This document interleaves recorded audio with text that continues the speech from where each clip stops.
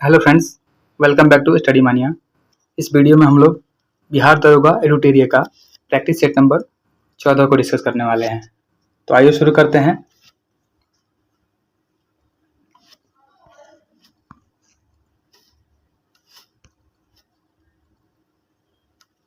हमारा पहला क्वेश्चन है, निम्नलिखित कथनों पर विचार कीजिए। फर्स्ट स्टेटमेंट है, नाबार्ड संपूर्ण ग्रामीण वित्त व्यवस्था में समन्वय के लिए एक शीर्ष संस्था है। यह स्टेटमेंट बिल्कुल सही है। नेक्स्ट है, जनधन योजना के अंतर्गत बैंक खाता धारकों को न्यूनतम बैलेंस रखने की आवश्यकता होती है। यह स्टेटमेंट बिल्कुल गलत है। तो हमारा जो आंसर हो जाएगा वह ए हो जाएगा, यानी केवल ए हो जाएगा। 1982 में राष्ट्रीय कृषि और ग्रामीण विकास बैंक यानी नाबार्ड की स्थापना की गई थी और यह बैंक संपूर्ण ग्रामीण वित्त व्यवस्था के समन्वय के लिए एक शीर्ष संस्थान है। नेक्स्ट है, जब कोई देश मुद्रा का अवमूल्यन करता है तो उस देश में क्या प्रभाव पड़ता है। तो जब कोई देश मुद्रा का अवमूल्यन करता है तो उस देश में विदेशी मुद्रा के आगमन में वृद्धि हो जाती है और साथ ही साथ भुगतान संतुलन की समस्या का तत्कालिक निदान हो जाता है। तो हमारा जो आंसर है वह सी हो जाएगा। नेक्स्ट है, किसी सार्वजनिक क्षेत्र में उद्यमों द्वारा जन सामान्य को इक्विटी बिक्री के माध्यम से निजीकरण क्या कहलाता है। तो इसे विनिवेश बोलते हैं। किसी सार्वजनिक क्षेत्र में उद्यमों द्वारा जन सामान्य की इक्विटी की बिक्री जब होती है उसको निजीकरण को विनिवेश कहा जाता है। नेक्स्ट है, बजट 2024-25 में विकसित भारत की दिशा में कितनी प्राथमिकताओं को परिकल्पना की गई है। तो इसमें जो है 9 प्राथमिकताओं की परिकल्पना की गई है। हमारा आंसर जो हो जाएगा सी हो जाएगा। अगला क्वेश्चन है, वित्तीय वर्ष 2023-24 में भारतीय अर्थव्यवस्था में सेवा क्षेत्र का हिस्सा कितना था। तो वित्तीय वर्ष 2023-24 में भारतीय अर्थव्यवस्था में जो सेवा क्षेत्र का हिस्सा था यह 55% था। हमारा आंसर बी हो जाएगा। अगला क्वेश्चन है, 2019 में भारत सरकार द्वारा गठित तापस मजूमदार समिति का संबंध किससे है। तो तापस मजूमदार समिति का जो संबंध है यह शिक्षा से होगा। हमारा आंसर ये हो जाएगा। 1999 में तापस मजूमदार समिति का गठन शिक्षा क्षेत्र में सुधार लाने के सुझाव के लिए किया गया था और इस समिति ने यह अनुमान लगाया था कि देश में 6 से 14 आयु वर्ग के जो बच्चों की स्कूली शिक्षा व्यवस्था में शामिल करने के लिए 10 वर्षों की अवधि के लिए 1.3 लाख करोड़ रुपए व्यय करना होगा। नेक्स्ट है,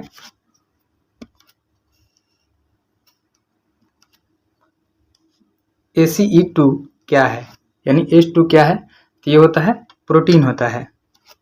ACE2 जो होता है यह कई प्रकार की कोशिकाओं की सतह पर पाया जाने वाला प्रोटीन होता है। यह प्रोटीन कोरोना वायरस को मानव कोशिकाओं की एक विस्तृत श्रृंखला में शामिल होने और संक्रमित करने के लिए एक प्रवेश बिंदु प्रदान करता है। अगला क्वेश्चन है, DRDO ने भारतीय सेना के लिए सर्वत्र नामक सिस्टम लॉन्च किया। यह किससे संबंधित है। तो सर्वत्र नामक जो सिस्टम है यह मोबाइल ब्रिज सिस्टम से संबंधित है। हमारा ऑप्शन बी हो जाएगा और सर्वत्र जो सिस्टम है यह DRDO के द्वारा लॉन्च किया गया है। नेक्स्ट है,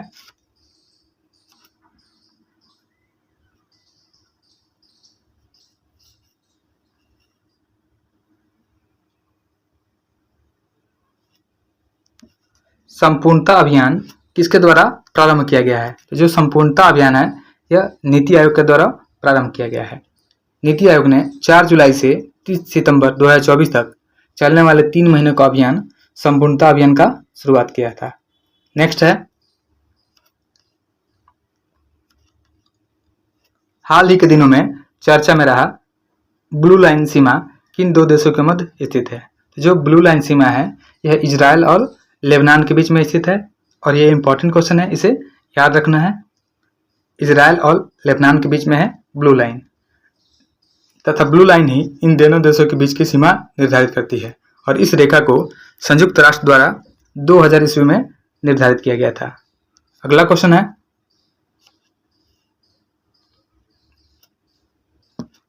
अमृत कुंड पुस्तक का संबंध निम्न में से किससे है? तो अमृत कुंड जो पुस्तक है इसका संबंध जो हो जाएगा युग से हो जाएगा। हमारा आंसर जो हो जाएगा डी हो जाएगा। सूफियों के खानकाही संगठन तथा उससे प्रायश्चित, उपवास और सांस रोकने जैसे कुछ प्रथाओं की कभी कभी बौद्ध या हिंदू योगी प्रभाव का परिणाम बताया जाता है। और योग से संबंधित अमृत कुंड का संस्कृत से फारसी भाषा में अनुवाद भी किया गया था। नेक्स्ट है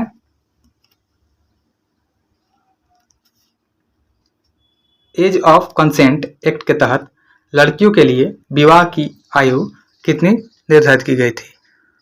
तो एज ऑफ कंसेंट एक्ट के तहत लड़कियों के लिए जो विवाह की आयु है यह 12 वर्ष निर्धारित की गई थी। और इस एक्ट के तहत जो एक्ट है 1972 में लैंसडाउन के समय में पारित किया गया था। साथ ही याद रखेंगे जो सती प्रथा अधिनियम था यह खत्म किया सती प्रथा को विलियम बेंटिक के द्वारा 1829 में, और शिशु वध पर प्रतिबंध लगाया गया था, यह वेलेस्ली के द्वारा लगाया गया था। और हिंदू विधवा पुनर्विवाह अधिनियम लाया गया था, लॉर्ड कैनिंग के समय में लाया गया था 1856 में। और जो शारदा एक्ट आया था 1930 में, यह इरविन के वक्त आया था। साथ ही याद रखेंगे कि दास प्रथा पर प्रतिबंध लगाया गया था, यह एलन बरो के द्वारा लगाया गया था 1843 ईस्वी में। अगला क्वेश्चन है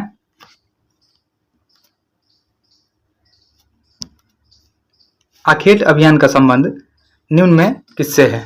तो जो आखेट अभियान है इसका संबंध बलबन से हो जाएगा। बलबन का संबंध आखेट अभियान से है, और इस अभियान के तहत बलबन अपनी सेना को लंबी दूरी तक कयावद कराकर दुरुस्त रखता था। साथ ही बलबन का जो नाम था उसका नाम बहाउद्दीन था, और बलबन द्वारा सीरी नामक नया शहर बसाया गया था। और बलबन ने रक्त एवं लौ की नीति का पालन किया था। वही अमीर खुसरो और अमीर हसन ये दोनों बलबन के दरबार में ही रहते थे। नेक्स्ट है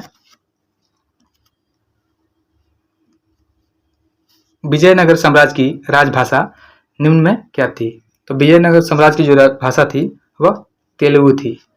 विजयनगर साम्राज्य की स्थापना यह 1336 ईस्वी में हरिहर एवं बुक्का नामक दो भाइयों के द्वारा किया गया था, और इन दोनों ने अपने पिता के नाम पर संगम राजवंश की स्थापना की थी। साथ ही जो विजयनगर साम्राज्य की राजधानी थी वह हम्पी थी, और संगम वंश से संबंधित शासक थे हरिहर बुक्का प्रथम, हरिहर द्वितीय, देवराय प्रथम और देवराय द्वितीय। नेक्स्ट है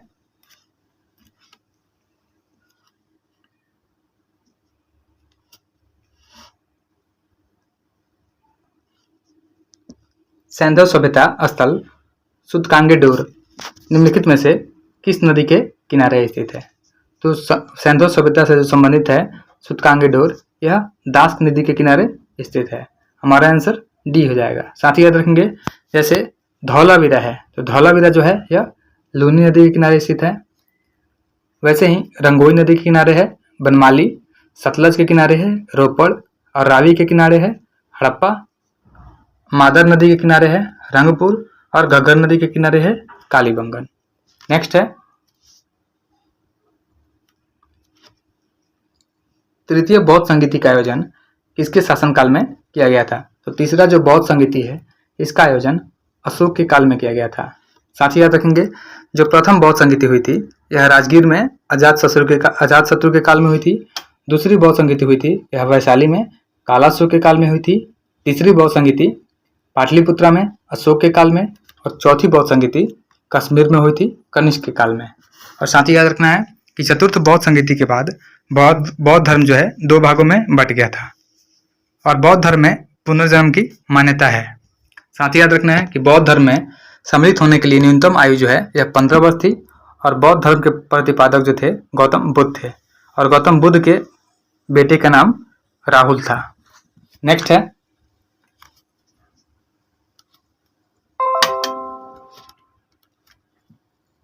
संभाजी का उत्तराधिकारी निम्न में कौन था? तो संभाजी का जो उत्तराधिकारी था यह था राजा राम। हमारा ऑप्शन ए सही होगा। और शिवाजी का उत्तराधिकारी जो था वह संभाजी थे। मुगल सेनापति मखर्रब खान ने संभाजी की हत्या 1689 में कर दिया था, और संभाजी की हत्या के बाद राजा राम मराठा साम्राज्य के पेशवा बने थे। वहीं शिवाजी को जयपुर महल में औरंगजेब ने 1666 में गिरफ्तार कर रखा था। नेक्स्ट है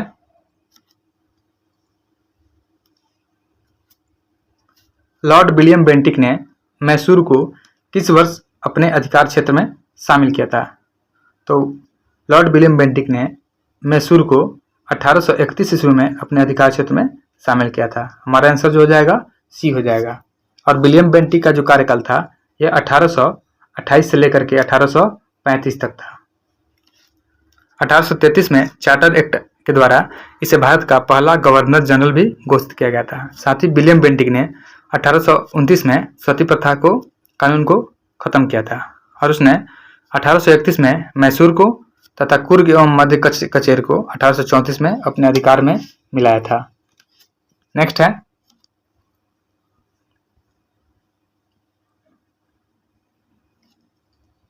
निम्न में किसने कहा था कि कांग्रेस क्षय रोग से मरने वाली है? तो यह स्टेटमेंट अरविंद घोष के द्वारा दिया गया था कि कांग्रेस जो है यह क्षय रोग से मरने वाली है, जबकि बंकिम चंद्र चटर्जी ने कहा था कि कांग्रेस के लोग पदों के भूखे राजनीतिज्ञ है। याद रखना है, बंकिम चंद्र चटर्जी के द्वारा कहा गया था कांग्रेस के जो लोग हैं वह पदों के भूखे राजनीतिज्ञ हैं। नेक्स्ट है मेवाड़ भील आंदोलन का नेतृत्व किसके द्वारा किया गया था? तो मेवाड़ भील आंदोलन है, इसका नेतृत्व है यह मोतीलाल तेजावत के द्वारा किया गया था। हमारा आंसर जो हो जाएगा ये हो जाएगा। मेवाड़ भील आंदोलन 1922 में शुरू हुआ था और इस आंदोलन का नेतृत्व जो है मोतीलाल तेजावत ने किया था। साथ ही याद रखेंगे कि एक थे भूषण सिंह जिन्होंने चेरो विद्रोह का नेतृत्व किया था। वैसे ही रामेसी विद्रोह का नेतृत्व चीतर सिंह ने किया था। खासी विद्रोह का नेतृत्व जो है यह तीरथ सिंह के द्वारा किया गया था और नील विद्रोह का नेतृत्व तिरुत सिंह के द्वारा किया गया था और एक हुआ था रंपा विद्रोह। तो रंपा विद्रोह का नेतृत्व जो है यह सीताराम राजू के द्वारा किया गया था। नेक्स्ट है स्वामी बिरजानंद निम्न में किसके गुरु थे? तो जो स्वामी बिरजानंद थे या स्वामी दयानंद सरस्वती के गुरु थे। हमारा आंसर हो जाएगा बी हो जाएगा। और स्वामी दयानंद सरस्वती का मूल नाम मूलशंकर था। उन्होंने मथुरा के स्वामी बिरजानंद को अपना गुरु बनाया था। साथ ही याद रखेंगे कि सत्यार्थ प्रकाश की रचना 1874 में दयानंद सरस्वती के द्वारा ही किया गया था। नेक्स्ट है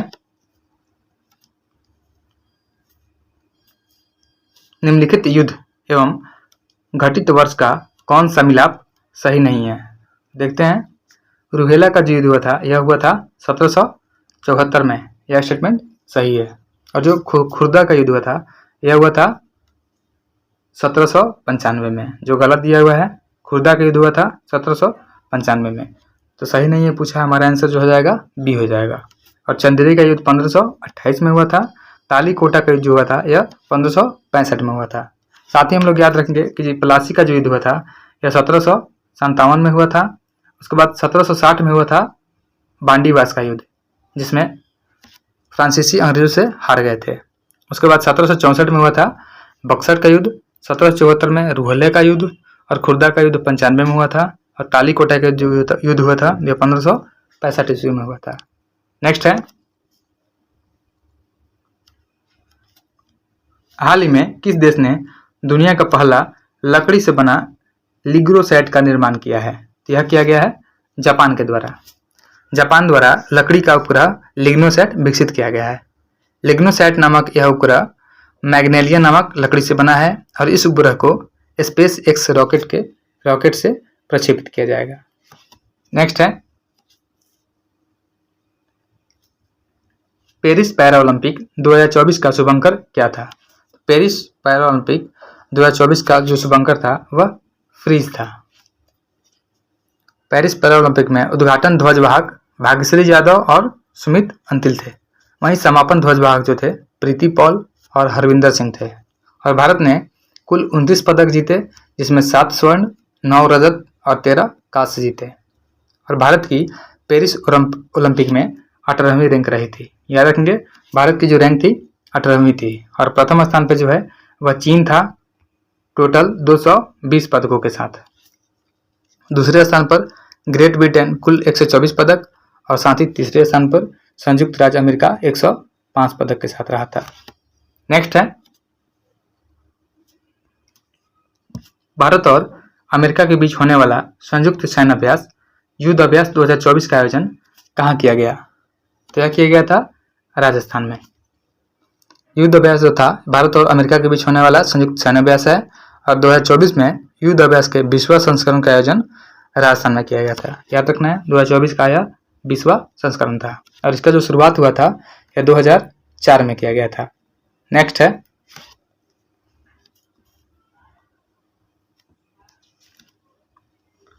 यूएस ओपन 2024 में पुरुष एकल का खिताब किसने जीता है? तो यूएस ओपन 2024 में पुरुष एकल के जो विजेता हैं यह जॉनिक सिनर रहे हैं और इनका संबंध जो है यह इटली से है।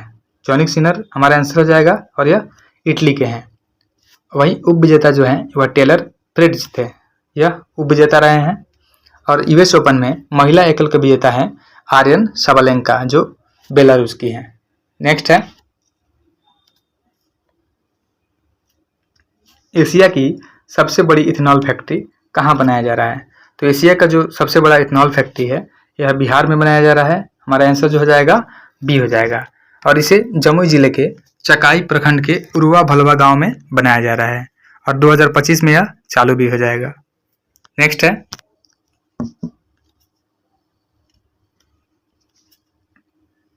अंतर्राष्ट्रीय साक्षरता दिवस प्रतिवर्ष किस तिथि को मनाया जाता है? जो अंतर्राष्ट्रीय साक्षरता दिवस है यह प्रतिवर्ष 8 सितंबर को मनाया जाता है और अंतर्राष्ट्रीय साक्षरता दिवस 2024 का विषय है बहुभाषी शिक्षा को बढ़ावा देना, आपसी समझ और शांति के लिए साक्षरता। वहीं अंतर्राष्ट्रीय साक्षरता दिवस की स्थापना यूनेस्को ने 1966 में की थी और पहला अंतर्राष्ट्रीय साक्षरता दिवस जो है यह 1967 में मनाया गया था। नेक्स्ट है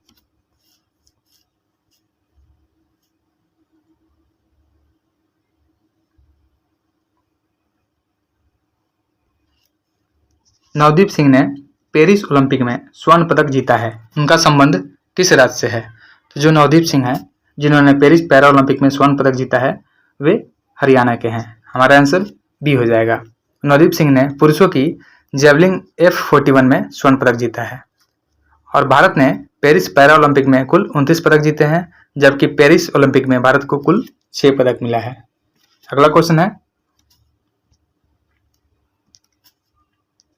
सेमीकॉन इंडिया 2024 का आयोजन कहाँ किया गया है? तो सेमीकॉन इंडिया 2024 का जो आयोजन है यह उत्तर प्रदेश के ग्रेटर नोएडा में किया गया है और इसका जो उद्घाटन है प्रधानमंत्री नरेंद्र मोदी के द्वारा किया गया है। तो हमारा आंसर ये हो जाएगा और इस आयोजन का जो उद्देश्य है भारत के सेमीकंडक्टर क्षेत्र को बढ़ावा देना और देश को एक महत्वपूर्ण वैश्विक भागीदार के रूप में स्थापित करना है।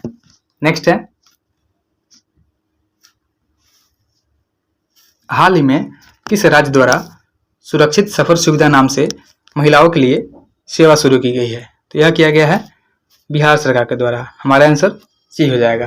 बिहार सरकार ने यात्रा के दौरान महिलाओं की सुरक्षा बढ़ाने के उद्देश्य से जीपीएस आधारित 24x7 ट्रैकिंग प्रणाली सुरक्षित सफर सुविधा शुरू की है और हरियाणा और तेलंगाना के बाद बिहार ऐसी प्रणाली शुरू करने वाला भारत का तीसरा राज्य बन गया है। वही महिलाएं 112 पर कॉल करके जीपीएस ट्रैकिंग सिस्टम सक्रिय कर सकती है। पायलट परियोजना के तहत इसे 6 जिलों पटना, नालंदा, गया, भागलपुर, बेगूसराय और मुजफ्फरपुर में शुरू किया गया है। नेक्स्ट है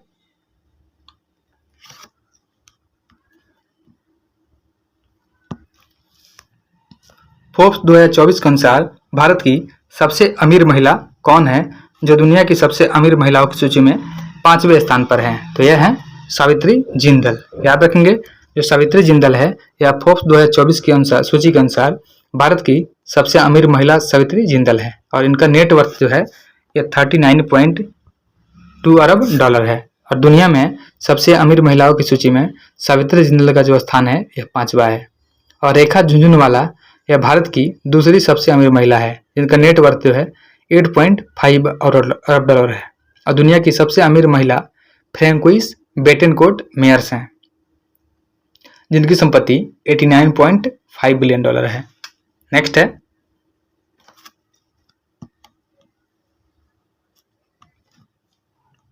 शिक्षक दिवस के अवसर पर 5 सितंबर 2024 को कुल 50 शिक्षकों को राष्ट्रीय शिक्षक पुरस्कार दिया गया। इसमें बिहार के कितने शिक्षक शामिल थे? तो इसमें जो बिहार के थे 2 शिक्षक शामिल थे। हमारा आंसर ए हो जाएगा। डॉक्टर मीनाक्षी कुमारी, यह मधुबनी जिले के शिवगंगा गर्ल्स +2 हाई स्कूल के सहायक शिक्षक हैं। वहीं जो दूसरे हैं यह सिकंदर कुमार सुमन है, यह कैमूर जिले के बरहानी स्थित 9 प्राथमिक विद्यालय में हेडमास्टर है और 2024 में कुल 50 शिक्षकों को यह पुरस्कार दिया गया है। नेक्स्ट है, हाल ही में भारतीय प्रधानमंत्री नरेंद्र मोदी द्वारा ब्रुनेई देश की यात्रा की गई, तो ब्रुनेई की राजधानी कहाँ है? ब्रुनेई की जो राजधानी है यह बंदर सेरी बेगावन है। हमारा आंसर जो हो जाएगा ये हो जाएगा, याद रखेंगे। ब्रुनेई की राजधानी है बंदर सेरी बेगावन और ब्रुनेई की जो मुद्रा है वह ब्रुनेई डॉलर है और वहाँ के सुल्तान हैं हाजी हसलन बोल्किया, याद रखना है। ब्रुनेई के जो सुल्तान हैं उनका नाम है हाजी हसलन बोल्किया। नेक्स्ट है,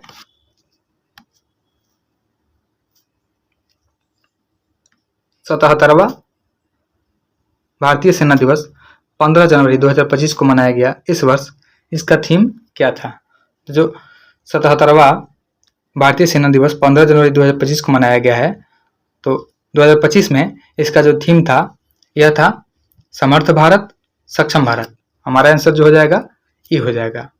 और प्रतिवर्ष 15 जनवरी को भारतीय सेना दिवस के रूप में मनाया जाता है और इस दिवस के अवसर पर दिल्ली के करियप्पा परेड ग्राउंड में भारतीय सेना द्वारा अपने उपकरणों और विविध युद्ध रणनीतियां प्रदर्शित की जाती है। नेक्स्ट है,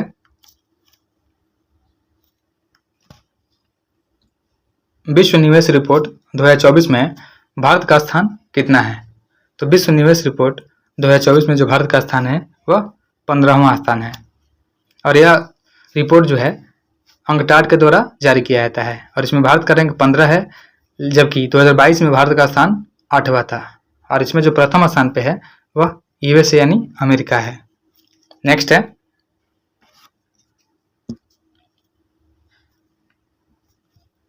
हाल ही में प्रसिद्ध पुरुषोत्तम उपाध्याय का निधन हो गया। उनका संबंध किस क्षेत्र से था? जो पुरुषोत्तम उपाध्याय हैं एक प्रसिद्ध गुजराती गायक और संगीतकार हैं और इनका 90 वर्ष की आयु में निधन हो गया है। तो हमारा आंसर हो जाएगा ए यानी गायक। और इनके निधन पर प्रधानमंत्री ने शोक व्यक्त करते हुए इसे महान गायक और गुजराती संगीत के लिए बड़ी क्षति बताया है। नेक्स्ट है, बिहार के किस जिले में देश का सबसे बड़ा चिड़ियाघर बनाया जाएगा? तो बिहार के अररिया जिले में देश का सबसे बड़ा चिड़ियाघर बनाया जाएगा और इसकी कुल लागत जो होगी वह 100 करोड़ रुपए होगी। नेक्स्ट है,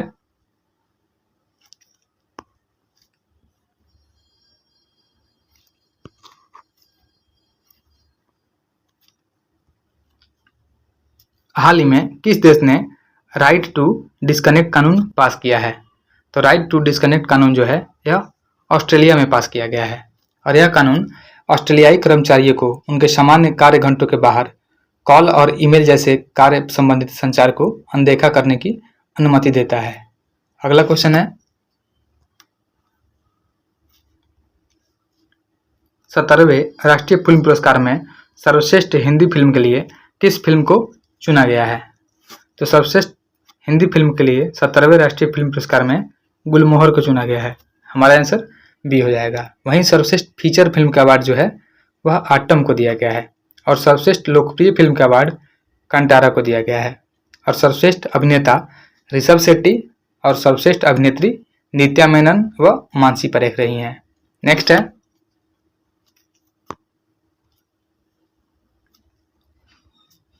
इनेट का विलोम शब्द क्या होगा? तो इनेट का जो विलोम शब्द हो जाएगा वह हो जाएगा एक्वायर्ड। इनेट का मतलब होता है जन्मजात या सहज और इसका उल्टा हो जाएगा एक्वायर्ड मतलब अर्जित। नेक्स्ट है, the opposite forces went on fighting dash the night. तो इसका फाइटिंग थ्रू हो जाएगा, तो हमारा आंसर सी हो जाएगा। इसमें कॉमेंट सेंटेंस दिया हुआ है तो opposite forces went to lighting through night हो जाएगा। नेक्स्ट है, find the misspelled word. तो इसमें जो है गलत दिया हुआ है, टेम्पेस्टस जो दिया हुआ है या गलत दिया हुआ है। बाकी जो दिया हुआ है सही है, टेम्परेचर सही है, तापमान। और उसके बाद है टेम्पटेशन। टेम्पटेशन मतलब प्रलोभन होता है और टेम्परामेंट मतलब होता है स्वभाव या मिजाज। हमारा आंसर सी हो जाएगा मिस स्पेल्ट में। नेक्स्ट है, किस समूह के सभी शब्द बादल के पर्यायवाची शब्द हैं? तो इसमें से जो है ऑप्शन ए हो जाएगा, यानी वारिद, नीरद और पयोद, यह सभी बादल के पर्यायवाची शब्द हैं। बादल के पर्यायवाची शब्द और भी होते हैं, जैसे मेघ, जलचर, अंबुज, जीमूत और वारिवाह। नेक्स्ट है, संध्या एक अच्छी लड़की है में अच्छी क्या है? तो इसमें जो अच्छी है यह विशेषण है जो इसकी विशेषता बताता है, तो हमारा ऑप्शन सी हो जाएगा। नेक्स्ट है, निम्न में कौन तद्भव शब्द का उदाहरण है? तो इसमें जो मुंह हो जाएगा यह तद्भव शब्द का उदाहरण हो जाएगा। नेक्स्ट है, नदी शब्द का पुल्लिंग रूप क्या होगा? तो नदी शब्द का जो पुल्लिंग रूप होता है वह नद होता है, जबकि समुद्र सागर का पुल्लिंग समुद्र होता है, समुद्र या सागर का पुल्लिंग शब्द के रूप में प्रयोग होता है। नेक्स्ट है, निम्न में कौन सा शब्द सदैव बहुवचन में प्रयोग होता है? तो यह होता है प्राण, जो हमेशा बहुवचन के रूप में ही प्रयोग होता है। नेक्स्ट है,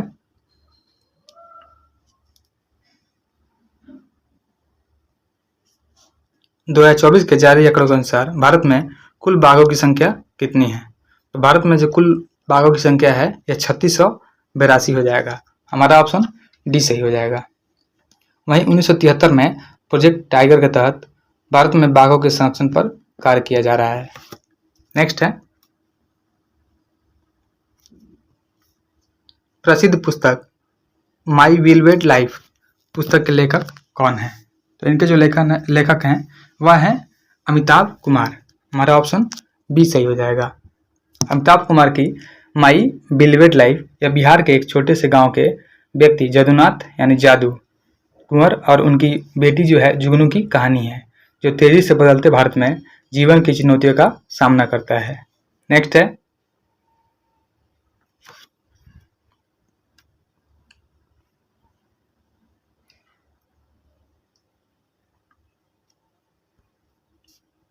जमी हुई गैसों, चट्टान और धूल के ब्रह्मांडीय हिमगोले जो सूर्य की परिक्रमा करते हैं क्या कहलाते हैं? इसको बोलते हैं धूमकेतु। याद रखना है, धूमकेतु मतलब होता है सौरमंडल के बर्फीले छोटे छोटे पिंड होते हैं जो पत्थर, धूल, बर्फ और गैस के बने होते हैं। और धूमकेतु को पुच्छल तारा भी कहते हैं। धूमकेतु सूर्य का चक्कर लगाते हैं और उनकी कक्षाएं अंडाकार होती है। और जो उल्का होता है, तो उल्का का मतलब होता है चट्टान और बर्फ के टुकड़े जो सूर्य के चारों ओर अपनी कक्षाओं में घूमते समय धूमकेतुओं से उत्सर्जित होता है। और जो उल्का पिंड होता है या टकराव के बाद क्षुद्र ग्रहों को उल्का पिंड के रूप में जाना जाता है। आमतौर पर जो मंगल और बृहस्पति ग्रह के बीच जो होता है क्षुद्र ग्रह बेल्ट से उत्पन्न होते हैं। नेक्स्ट है, भूमध्य रेखा से ध्रुवों तक सभी समानांतर वृत्त को क्या कहा जाता है? तो भूमध्य रेखा से ध्रुवों तक सभी समानांतर वृत्त को अक्षांश रेखा कहा जाता है। हमारा आंसर ये हो जाएगा। अक्षांश रेखाएं जो है यह पृथ्वी को दो भागों में बांटती हैं और अक्षांश रेखा विषुवत रेखा के समानांतर होती हैं। अक्षांश रेखाओं की जो कुल संख्या होती है वो होती है 179 यानी 179।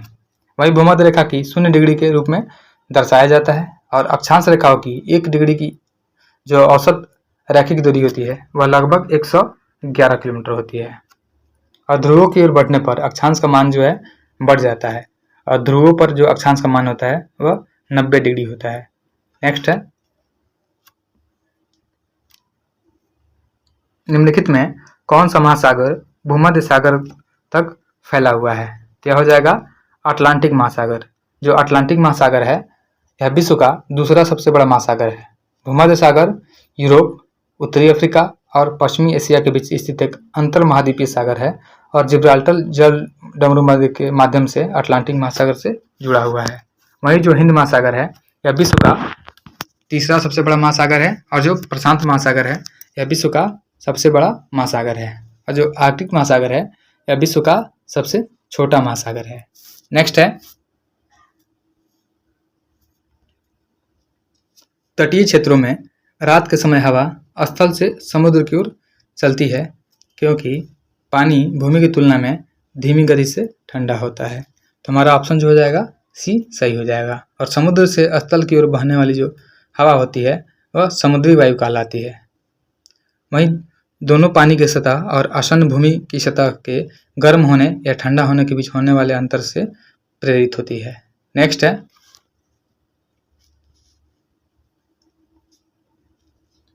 भागीरथी नदी की प्रमुख सहायक नदी कौन सी है? तो भागीरथी नदी की प्रमुख सहायक नदी है वह भिलंगाना है। हमारा ऑप्शन ए सही हो जाएगा। भिलंगाना नदी जो है यह भारत के उत्तराखंड राज्य की एक नदी है और भिलंगाना तथा भागीरथी नदी के संगम पर टिहरी बांध परियोजना बनाई गई है। अगला क्वेश्चन है, निम्नलिखित में से कौन सा भारतीय राज्य अभी भी प्राचीन बांस ड्रिप सिंचाई पद्धति का उपयोग करता है? तो यह किया जाता है मेघालय के द्वारा।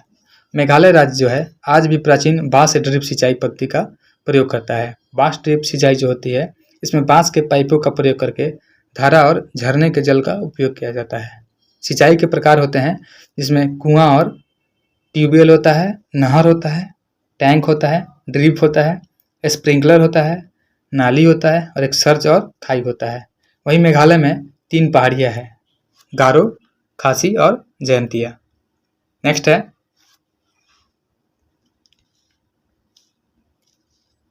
निम्नलिखित में किस प्रकार की कृषि परिवार की आवश्यकताओं को पूरा करने के लिए की जाती है? तो ये होती है निर्वाह कृषि। जो निर्वाह कृषि होती है यह जीवन निर्वाह कृषि, यह वह कृषि है जब कोई किसान जमीन के एक छोटे टुकड़े पर अपने और अपने परिवार के लिए भोजन उगाता है, उसको निर्वाह कृषि बोलते हैं। और जो व्यवसायिक कृषि होता है, वाणिज्यिक कृषि, वह कृषि जो लाभ के लिए उपज को बेचने के इरादे से बड़े पैमाने पर की जाती है। और जो जैविक खेती होती है यह कृषि की ऐसी विधि है जो प्राकृतिक उर्वरकों के उपयोग पर जोर देती है और कीटनाशकों तथा शाकनाशी जैसे सिंथेटिक रसायनों के उपयोग से बचाती है। नेक्स्ट है,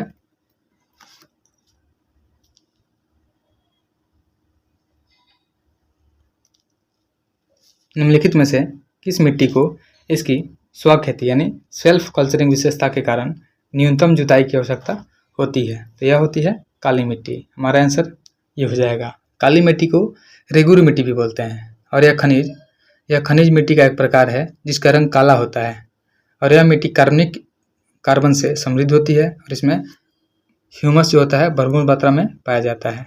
काली मिट्टी को लावा मिट्टी भी बोलते हैं क्योंकि यह दक्कन ट्रैप के लावा चट्टानों की अपक्षय अर्थात टूटने फूटने से निर्मित होती है।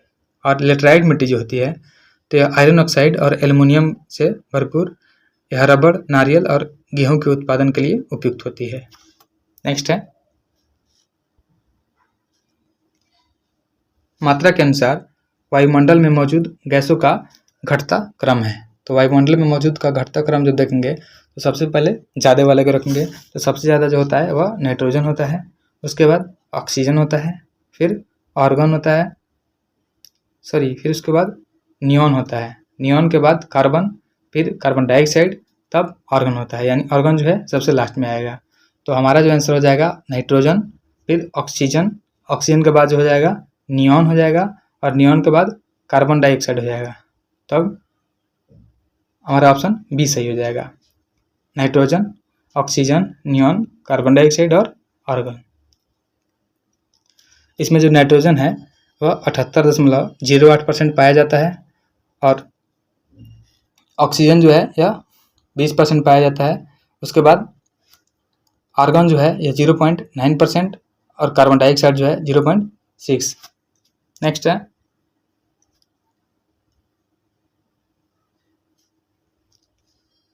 निम्नलिखित में कौन सा भारत में सबसे बड़े क्षेत्र में फैले हुए वन का प्रकार है? तो यह हो जाएगा डी, उष्णकटिबंधीय पर्णपाती। यह वन जो है कर्क रेखा और मकर रेखा के बीच भूमध्य रेखा क्षेत्र के साथ भारत के प्रमुख राज्य मध्य प्रदेश, उत्तर प्रदेश, छत्तीसगढ़, उड़ीसा और महाराष्ट्र के कुछ हिस्सों में पाया जाता है। नेक्स्ट है,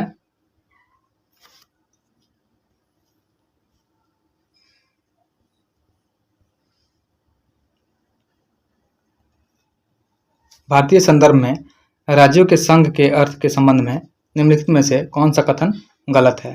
तो इसमें जो प्रशासनिक सुविधा के लिए देश को विभिन्न राज्यों में विभाजित किया गया था, यह सही है। भारतीय संघ इसमें शामिल होने के लिए संप्रभु इकाइयों द्वारा एक समझौते का परिणाम है। यह स्टेटमेंट बिल्कुल गलत है, तो हमारा आंसर बी हो जाएगा, क्योंकि गलत स्टेटमेंट चूज करना है। संघवाद जो है सरकार की एक प्रणाली है, इसमें शक्ति एवं केंद्रीय प्राधिकरण और देशों के विभिन्न घटक इकाइयों के बीच विभाजित होती है। भारत के संविधान के अनुच्छेद 1 में कहा गया है कि इंडिया यानी भारत या राज्यों का एक संघ होगा और भारत में घटक इकाइयों को संघ से अलग होने की कोई स्वतंत्रता नहीं है। डॉक्टर भीमराव अम्बेडकर ने भारत को विनाशकारी राज्यों का एक अविनाशी संघ कहा। संसद कानून द्वारा उनकी अनुमति के बिना राज्यों के नाम सीमाएं बदल सकती हैं। नेक्स्ट है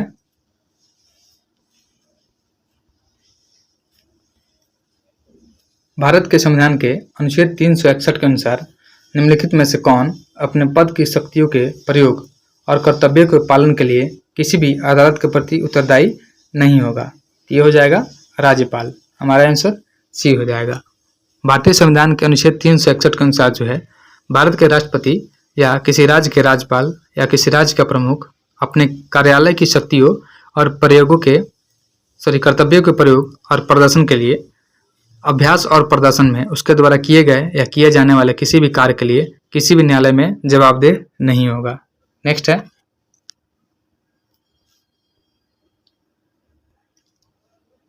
भारतीय संविधान के अनुच्छेद 19 का कौन सा खंड भारत के संपूर्ण राज्य क्षेत्र में स्वतंत्र रूप से भ्रमण करने का अधिकार की गारंटी देता है?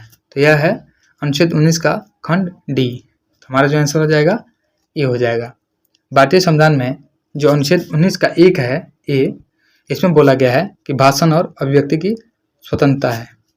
खंड बी में बोला गया है 19 के कि शांतिपूर्ण एवं बिना हथियार के एकत्रित होने की स्वतंत्रता है। वहीं खंड सी में बोला गया है कि संघ या यूनियन बनाने की स्वतंत्रता है।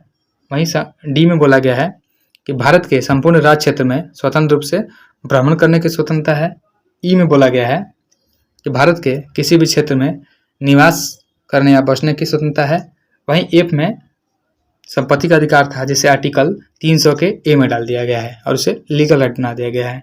और जो 19 के जी में बोला गया है कि किसी पेशे का अभ्यास करना या किसी व्यापार या व्यवसाय को चलाना। नेक्स्ट है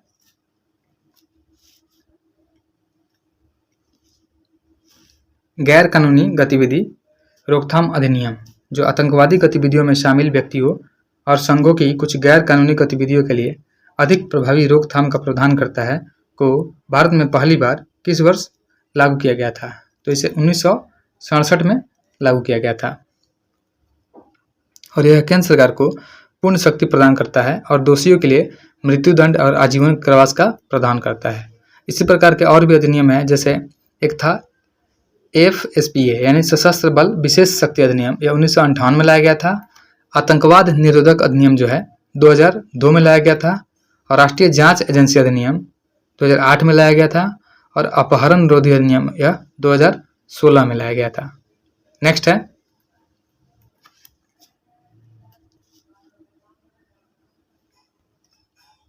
भारत के संविधान में किस संशोधन ने सेवाओं पर कर नामक संघ सूची में एक नया विषय जोड़ा? तो यह किया गया था 88वां संविधान संशोधन अधिनियम 2003 में।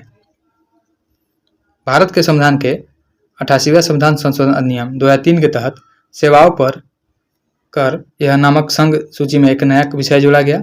वहीं 62वां संविधान संशोधन जो हुआ था, याद रखना है 62वां संविधान संशोधन अधिनियम 1989 में हुआ था और इस संशोधन के अंतर्गत अनुसूचित जाति और अनुसूचित जनजाति के लिए आरक्षण और संसद और राज्य विधानसभाओं में एंग्लो इंडियन सदस्यों के नामांकन को और 10 साल अर्थात 2000 तक बढ़ा दिया गया था। और जो 56वां संविधान संशोधन हुआ था 1987 में, इसके तहत गोवा को भारत के संविधान की पहली सूची में शामिल किया गया और यह भारत का 25वां राज्य बन गया था। नेक्स्ट है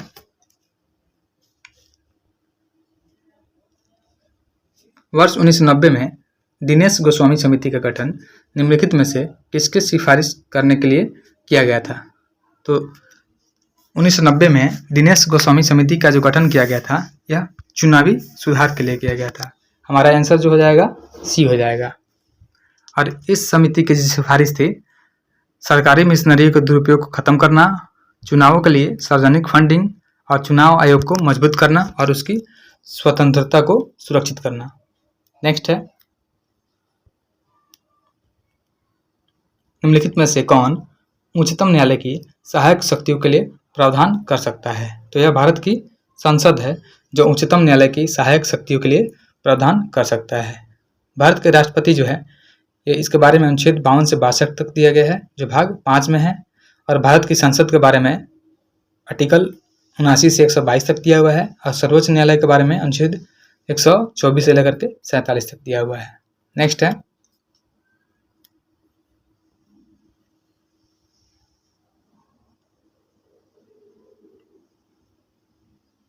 जब भारत के राष्ट्रपति किसी विधेयक, धन विधेयक और संविधान संशोधन विधेयक को छोड़कर को अनिश्चित काल के लिए लंबित रखते हैं तो इसे क्या कहते हैं? तो इसको बोला जाता है राष्ट्रपति का वीटो पावर होता है, इसके अकॉर्डिंग रखा जाता है। तो हमारा ऑप्शन जो हो जाएगा सी सही हो जाएगा। भारत के राष्ट्रपति की जो वीटो शक्ति है यह अनुच्छेद 111 के द्वारा निर्दिष्ट होती है। और वीटो शक्ति 3 प्रकार की होती है। एक होता है पूर्ण वीटो। पूर्ण वीटो में होता है कि संसद द्वारा पारित विधेयक पर अपनी सहमति रोकने की राष्ट्रपति की शक्ति को संदर्भित करता है। इसके बाद विधेयक समाप्त हो जाता है और अधिनियम नहीं बनता है। और एक निलंबित वीटो होता है, इसमें राष्ट्रपति जब किसी विधेयक को पुनर्विचार के लिए भारतीय संसद को लौटाते हैं तो निलंबनात्मक वीटो का प्रयोग करते हैं। और एक होता है पॉकेट वीटो, जब भारत के राष्ट्रपति किसी विधेयक को, धन विधेयक और संविधान संशोधन विधेयक को छोड़कर अनिश्चित काल के लिए लंबित रखते हैं, उसे बोलते हैं पॉकेट वीटो। नेक्स्ट है,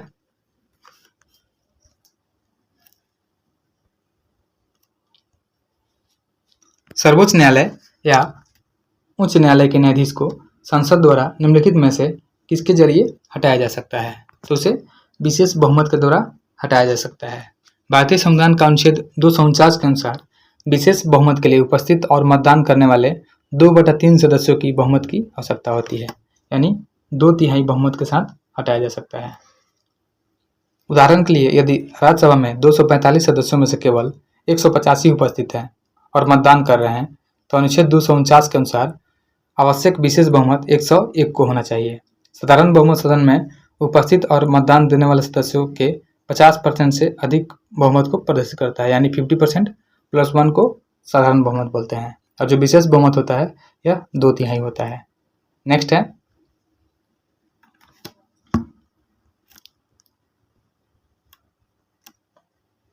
कुछ सार्वजनिक पदाधिकारियों के खिलाफ भ्रष्टाचार के आरोप की जांच के लिए निम्नलिखित में से कौन सा अधिनियम भारत सरकार द्वारा पारित किया गया था? तो यह किया गया था लोकपाल और लोकायुक्त अधिनियम।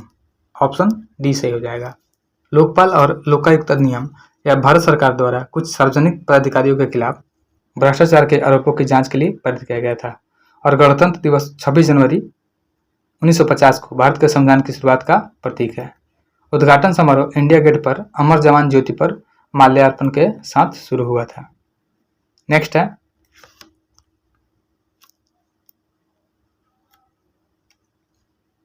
कूलॉम नियम के लिए निम्नलिखित में से कौन सा विकल्प सही है?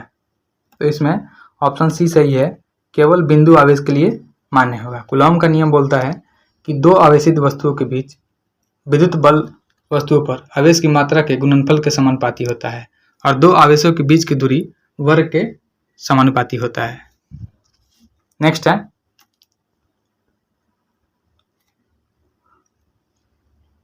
प्रेरित धारा उच्चतम होती है जब कुंडली की गति की जो दिशा होती है ये चुंबकीय क्षेत्र के लंबवत होती है। ऑप्शन हमारा सी सही होगा। नेक्स्ट है, निम्नलिखित में से किस प्रकार के दर्पण में प्रकाश का पार्श्व परिवर्तन होता है? तो यह होता है समतल दर्पण के द्वारा प्रकाश में प्रकाश का पार्श्व परिवर्तन होता है। नेक्स्ट है,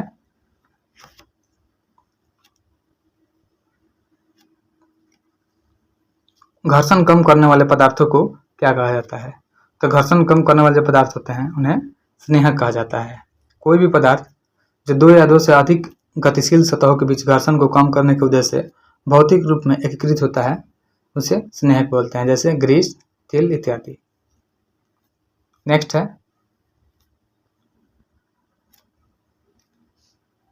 निम्नलिखित में से कौन सा भौतिक सिद्धांत रॉकेट इंजन, जेट इंजन और अपस्फीति वाले गुब्बारे द्वारा उत्पन्न होने वाले प्रणोदक की व्याख्या करता है। तो यह किया जाता है न्यूटन के गति के नियम के अकॉर्डिंग।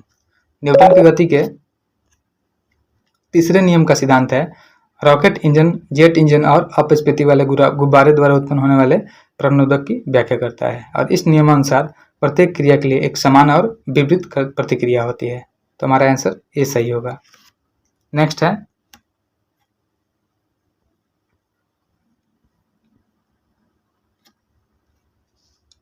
ऊर्जा के संबंध में कौन सा कथन सही नहीं है। तो इसमें हो जाएगा वेग v से गतिमान द्रव्यमान m की एक वस्तु में mv/2 की गतिज ऊर्जा होती है। यह स्टेटमेंट बिल्कुल गलत हो जाएगा, क्योंकि गतिज ऊर्जा जो होती है वह mv/2 नहीं, वह हाफ mv² होती है। नेक्स्ट है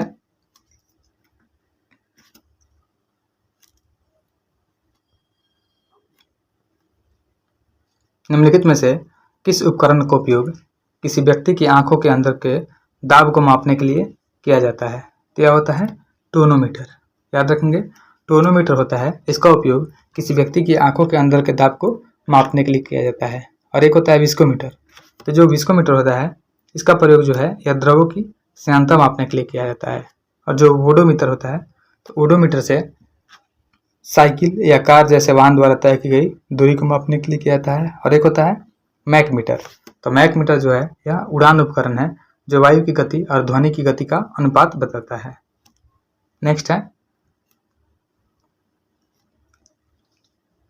किसी अम्ल और किसी क्षारक के बीच होने वाली अभिक्रिया क्या कहलाती है। तो किसी अम्ल और किसी क्षारक के बीच होने वाली जो अभिक्रिया है यह उदासीनीकरण अभिक्रिया कहलाती है। हमारा आंसर जो हो जाएगा सी हो जाएगा। नेक्स्ट है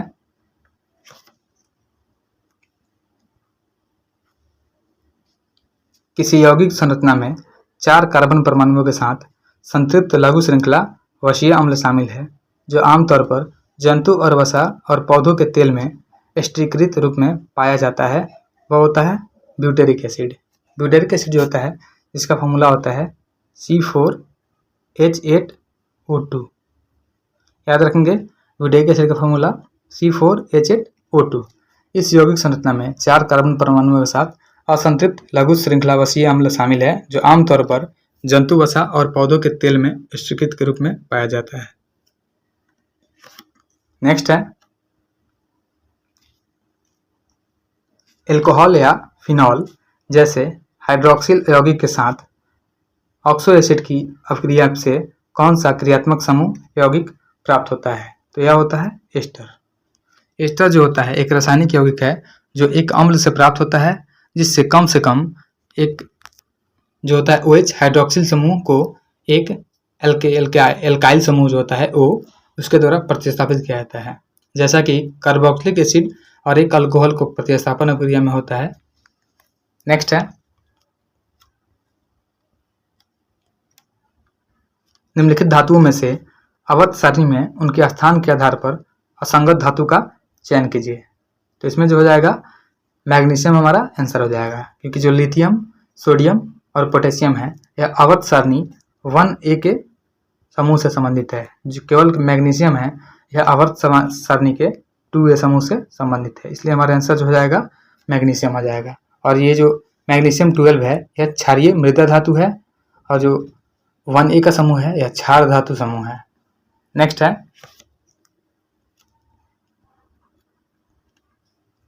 न्यूलैंड्स के अष्टक नियम के बारे में सही कथन की पहचान कीजिए।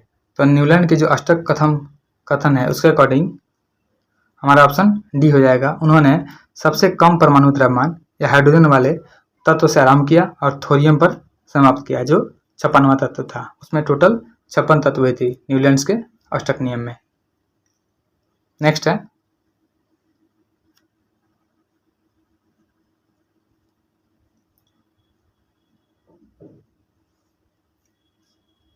निम्नलिखित में से कौन एक नम्य धातु है जो वायु में प्रज्वलित होती है और जल के साथ तीव्र गति से अभिक्रिया करती है और आवर्त सारणी में इसकी परमाणु संख्या 37 है। तो यह हो जाएगा रुबिडियम।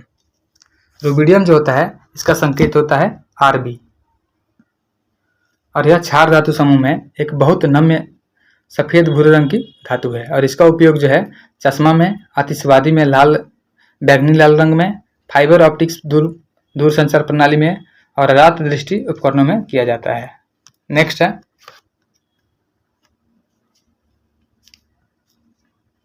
टाइटेनियम डाइऑक्साइड, जो टूथपेस्ट जैसे उत्पादों में सफेद वर्ण के रूप में प्रयोग किया जाता है, किस खनिज से प्राप्त होता है? तो इसे प्राप्त किया जाता है इल्मेनाइट से। हमारा आंसर ये हो जाएगा। टाइटेनियम डाइऑक्साइड जो होता है यह टूथपेस्ट जैसे उत्पादों में सफेद वर्ण के रूप में कार्य करता है और इसका प्रमुख प्राकृतिक स्रोत जो होता है वह इल्मेनाइट ऐश होता है, जो खनन द्वारा प्राप्त किया जाता है। इसमें जो होता है टाइटेनियम स्लैग से या सफेद सल्फेट या क्लोराइड प्रक्रिया का उपयोग करके शुद्ध TiO2 का उत्पादन किया जाता है। नेक्स्ट है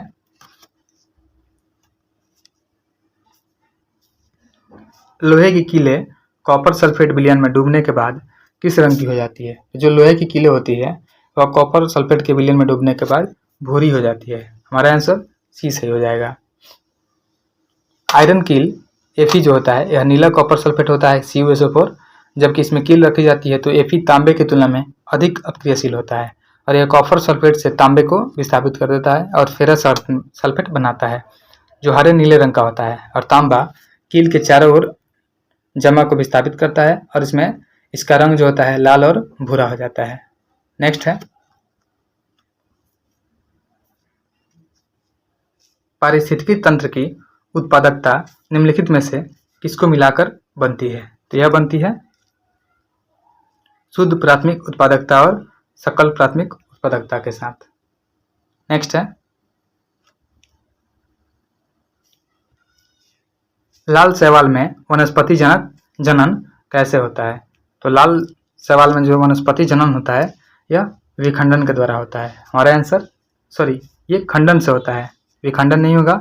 याद रखना है कि इसका वनस्पति जनन जो होता है लाल शैवाल का यह खंडन विधि से होता है। हमारा आंसर डी हो जाएगा। नेक्स्ट है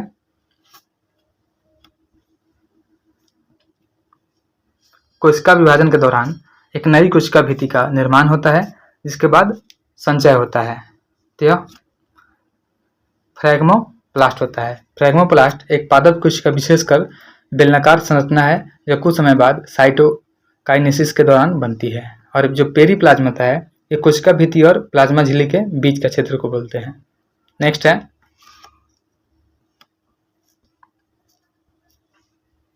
रक्त में हीमोग्लोबिन बनाने के लिए निम्नलिखित में से क्या आवश्यक है? तो रक्त में जो हीमोग्लोबिन बनाते हैं उसके लिए आयरन आवश्यक होता है। हमारा आंसर डी हो जाएगा। नेक्स्ट है श्वसन के संबंध में निम्नलिखित में से कौन सा कथन सत्य है? तो नियमित पारंपरिक श्वास व्यायाम यानी प्राणायाम अधिक हवा लेने के लिए फेफड़ों की क्षमता बढ़ा सकते हैं, यह सही है। और अंतः श्वसन के दौरान पसलियाँ ऊपर और बाहर की ओर गति करती है और यह डायफ्राम नीचे की ओर गति करता है, यह भी स्टेटमेंट सही है। तो हमारा जो आंसर हो जाएगा वह सी हो जाएगा। बिल्कुल सही है दोनों। नेक्स्ट है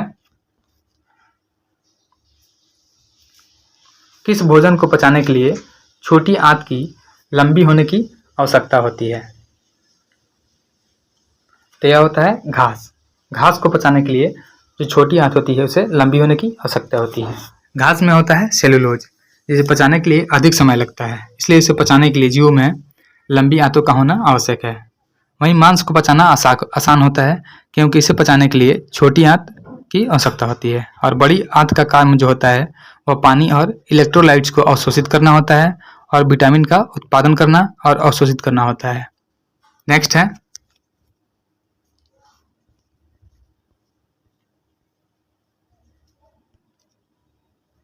किस प्रकार की कोशिका लंबी और शाखित होती है? तो यह होती है तंत्रिका कोशिका, जो लंबी और शाखित होती है। और यह दो प्रकार की होती है, एक होता है केंद्रीय तंत्रिका कोशिका तंत्रिका तंत्र और एक होता है परिघीय तंत्रिका तंत्र। केंद्रीय तंत्रिका तंत्र में मस्तिष्क और रीढ़ की हड्डी शामिल होती है और परिधीय में इसमें मुख्य रूप से तंत्रिकाएं शामिल होती है। नेक्स्ट है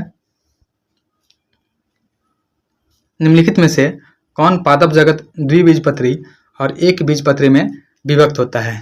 तो यह होता है एंजियोस्पर्म, जो आवृतबीजी होता है। ऑप्शन हमारा ये हो जाएगा। एंजियोस्पर्म जो होता है एक अच्छी तरह से विभेदित पौधों के शरीर के साथ बीजवाहक संवहनी पौधे होते हैं। बीज फलों के भीतर घिरे होते हैं, जैसे आम होता है, गुलाब होता है, टमाटर, प्याज, गेहूं और मक्का इसका एग्जाम्पल है। नेक्स्ट है, बंदर के काटने से होने वाले रोग कौन से हैं? तो बंदर के काटने से है रेबीज होता है, याद रखेंगे। रेबीज जो होता है घातक लेकिन रोकथाम योग्य वायरल बीमारी है और यह लोगों और पालतू जानवरों में फैल सकता है।